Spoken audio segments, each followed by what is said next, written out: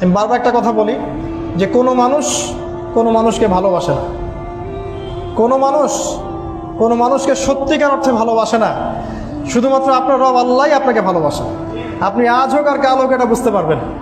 আপনার গার্লফ্রেন্ড আপনাকে ভালোবাসে না, আপনার স্বার্থকে ভালোবাসে, আপনার অবস্থানকে ভালোবাসে, আপনার পরিবারের লোকজন আপনার অবস্থানকে ভালোবাসে। আপনি আজকে বড় একটা চাকরি পান, আপনার স্ট্যাটাস বেড়ে যাক, তারা আপনাকে তোলা তোলা করে বড় করবে। ওই আপনি এমন একটা কাজ করেন, আপনি সুদের চাকরিটা ছেড়ে দিয়ে আসেন, ৮০,০০০ টাকা বেতন পেতেন, চাকরিটা ছেড়ে দিয়ে আসেন, রিজাইন দিয়ে আসেন, দেখেন আপনাকে কি বলে। আপনি আল্লাহর জন্যে, ওরা বলছে আপনি দাড়ি রাখবেন না, আপনি আল্লাহর জন্য দাড়িটা রাখেন, হারাম রিজিকটা ছাড়েন, হারাম অ্যাফেয়ার্সটা ছেড়ে দেন। আপনার বড় ব্যবসা আছে কিন্তু হারাম, আপনি ছেড়ে দিয়ে পরিবারবর্গের কাছে আসেন, বলেন যে আমি আল্লাহর জন্য হারাম ব্যবসা ছেড়ে দিচ্ছি, দেখেন আপনাকে ভালোবাসে কিনা। মানুষকে ভালোবাসে না, অনলি আল্লাহ আমাদের রব আমাদেরকে ভালোবাসা। তো আল্লাহর জন্য সব ছাড়ার মানসিকতাটা থাকতে হবে। আল্লাহই আমার সব, আল্লাহই আমার রব, আল্লাহর জন্যই আমার জীবন, আল্লাহর জন্যই আমার মৃত্যু।